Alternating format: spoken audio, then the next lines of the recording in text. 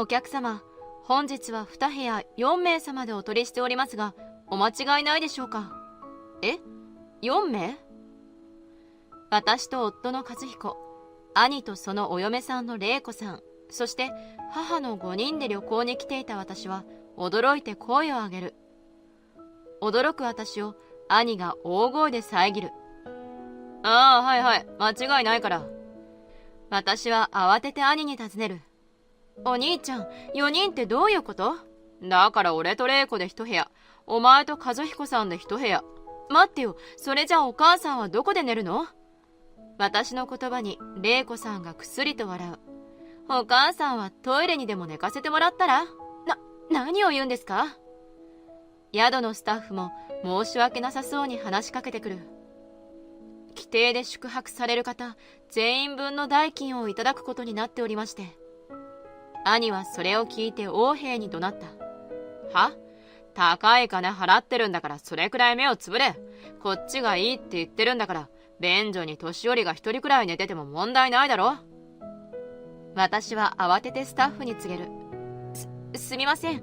追加のお金を払いますから、母の分のお部屋を追加していただけますか？すると、玲子さんが私に詰め寄る。ちょっと椿さん、余計なことしないで。年寄りにはこんな高級旅館はもったいないでしょ。私たちがせっかく出費を抑えてあげたんだから。そんな勝手な。呆然とする私に旅館のスタッフも頭を下げた。私は椿、同じ会社の先輩でしっかり者の和彦と結婚して3年。4つ上の兄の徹は私よりも先に玲子さんという年下の女性と結婚してすでに実家を出ているので、実家には両親が2人で暮らしていた。家を出て嫁いだとはいえ、だんだんと年を取っていく両親のことが心配で、私は頻繁に実家を訪れ、両親の様子を気にかけていた。和彦も私と一緒に帰省しては両親に優しい言葉をかけてくれる。兄も時々実家に顔を出すことはあるが、兄の場合は両親を心配しているというよりもお金をせびりに来ることがほとんど。母に兄を甘やかさない方がいいのではと助言しても、母は兄にはどうしても甘くなってしまうようだった。しかしそんなある日、母から電話がかかってくる。父にがんが発覚したという。落ち込む母を励ましながら、私と和彦は母に付き添って病院へと通う。兄にも当然父の病気のことは伝えたが、兄も玲子さんも一度もお見舞いに来ることはなかった。そして母と私たちの願いも虚しく、父はその半年後に息を引き取った。駆けつけた兄は開口一番母に告げる。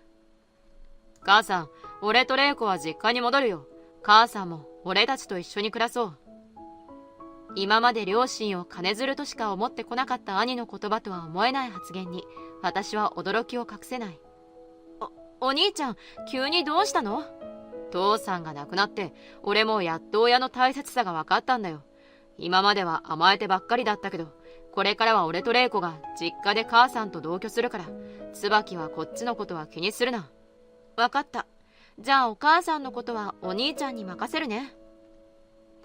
母も実家で一人生活するのは寂しかったようで、兄夫婦の提案を喜んで受け入れた。兄夫婦との同居を始めてからも、私は母の様子が気になり実家に行こうとするが、その度兄たちに断られてしまう。母さんには俺と玲子がついてるから心配いらないって。椿はこっちのことは気にしないでいいから。玲子さんは頻繁に私が連絡してくることすら鬱陶しいようだった。椿さんは家を出た身なんだから、もうこの家やお母さんのことは私と徹に任せて放っておいてくれない？実家に来られてももてなすのは私たち。余計な仕事を増やさないでほしいわ。そう言われると私は引き下がるしかなかった。そのうちに私も仕事が忙しくなり、無理して実家に押しかける余裕もなくなっていく。母と電話で話すたびに、こちらは心配ないから大丈夫と言われて安心しきっていたのもあったのかもしれない。とはいえ、なかなか母の顔が見れないのは私にとっても寂しく、ずっと気になってはいた。私のそんな様子に気づいた和彦が私にある提案をしてくれる。椿の仕事も少し落ち着いたみたいだし、お母さんを誘って連休に旅行でも行かないか？いいの？はあ、その方がお母さんとじっくり話せるんじゃない？ありがとう、和彦。久々に母とゆっくり話せると思い、私はすぐに母に電話をかけると、母も私と和彦の提案を喜んでくれた。しかしその数日後、兄から電話がかかってくる。母さんから聞いたぞ。今度の連休に旅行に行くんだってな。そうなの。母さんも楽しみにしてくれてるみたいで。それ、俺たちも行くから。家族旅行なら俺と玲子が行っても問題ないだろ？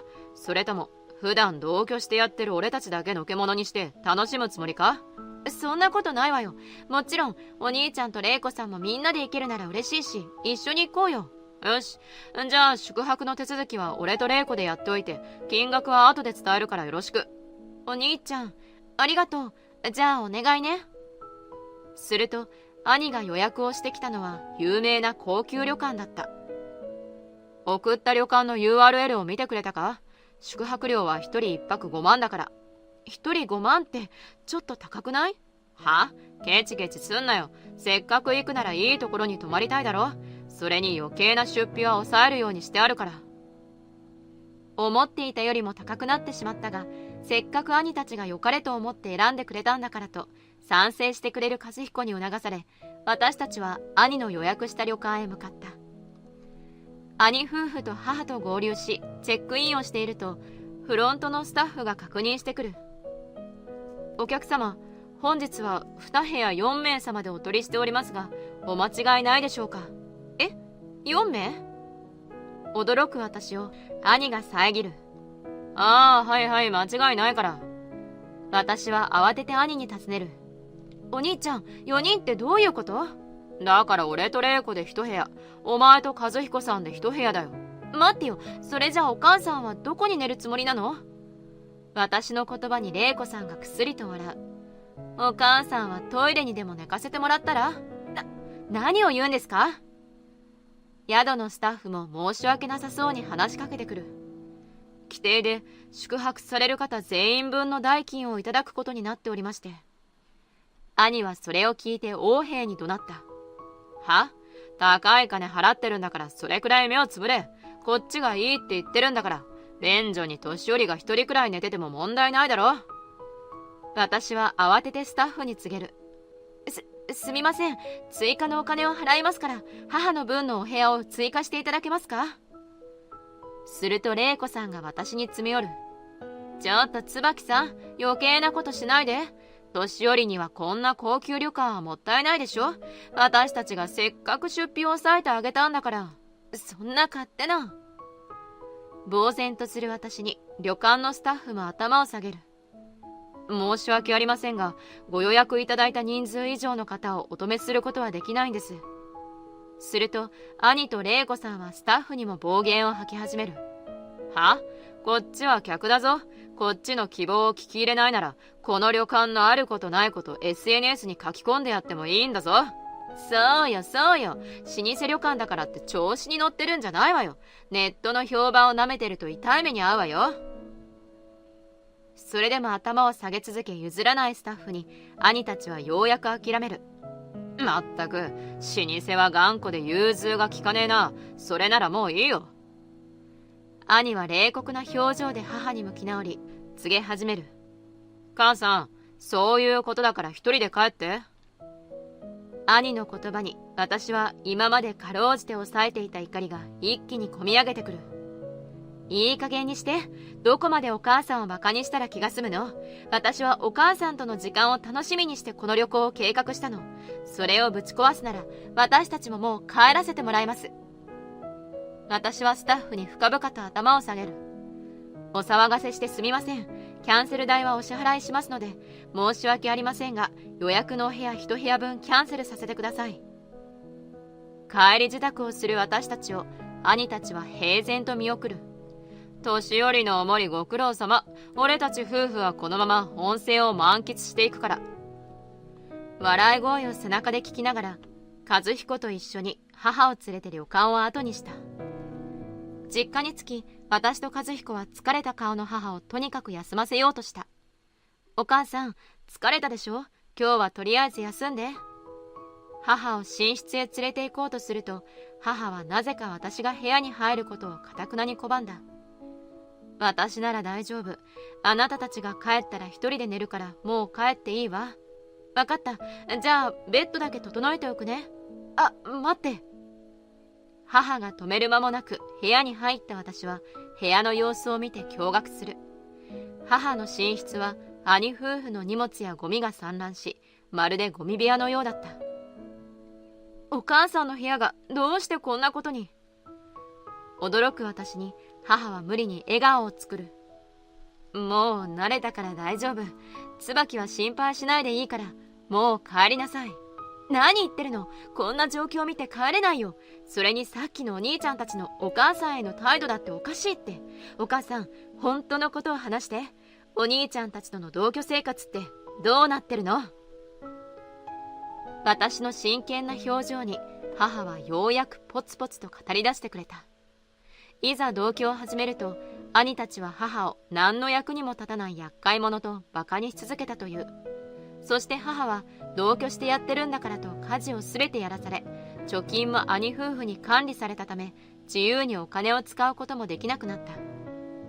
母にあてがわれたのはこの寝室だけで、それすらも母がいなければもっと広く使えたのにと、自分たちの邪魔な荷物をどんどん運び込まれ、こんな状態になったという。私は今まで母の大丈夫という言葉を信じて実家に一度も来なかったことを激しく後悔する。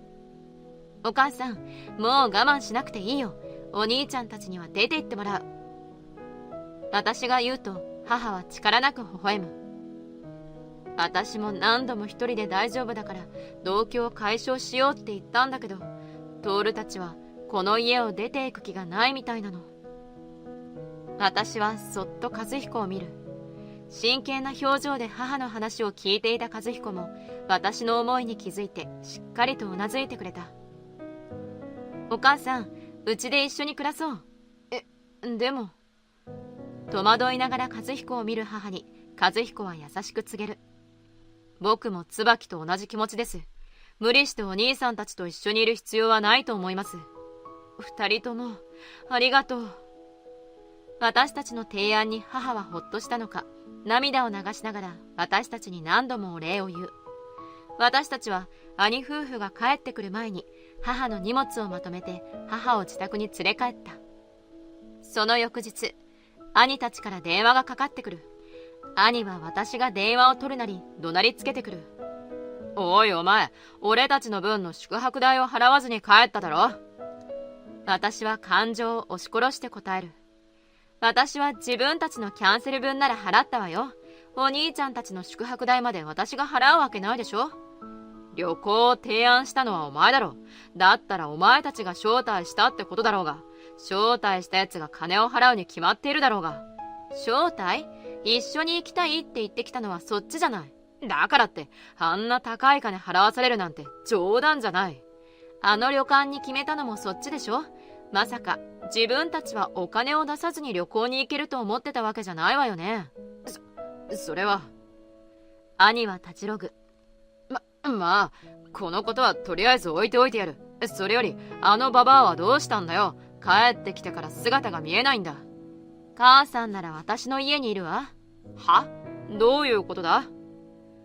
後ろで話を聞いていた母が私と電話を交わる。私は椿と一緒に暮らすことにしたの。だからもうあなたたちのもとへは帰らない。すると電話の向こうから兄と玲子さんの高笑いが聞こえる。兄は私にも聞こえるくらいの大声で浮かれて喋っている。へえ、そうかい。それならもういい。厄介払いができてせいせいしたよ。そう言って電話を切る兄の言葉に私は母を連れてきてよかったと改めて思った。しかしその週末、兄と玲子さんは青ざめた顔で我が家に駆け込んでくる。母さんいるんだろ。すぐに家に戻ってこい。驚く私たちに兄がまくし立てる。この前の旅館でのやりとりを誰かが SNS にアップしやがったんだ。投稿が拡散して俺たちのアカウントが炎上してるんだよ。あの日、旅館に居合わせた他のお客さんが兄の暴言を動画に撮り、投稿がどんどん拡散されていったようだ。お母さんを連れ戻してどうするつもり？私が尋ねると、玲子さんはじれったそうに私に告げる。お母さんを連れて帰って仲のいいところをアピールする動画をこっちでも上げるのよ。そうしたらこの騒動だって収まるはずよ。無理やり母を連れ帰ろうとする兄の手を母は強く振り払う。やめて。もう私はあなたたちの言いなりにはならないわ。は？何言ってんだよ。あんたみたいな俺たちがいないと何もできない役立たずは俺たちに従ってればいいんだよ。今まで洗脳のようにそう言われ続けて自信をなくしていたけど、椿と和彦さんと暮らしてみて、その考えが間違ってるってようやく目が覚めたの。そんなの娘なんだから優しくするに決まってるだろ。娘婿の和彦さんの迷惑になるとは思わないのか？ずうずうしい。和彦さんは私が家事を分担しているから感謝してくれてる。あなたたちは私に感謝したことなんてあった？いや、それは。和彦さんを見て、今までのあなたたちとの同居生活がいかにおかしかったか、ようやく気づくことができたの。母は最後にきっぱりと兄たちに告げる。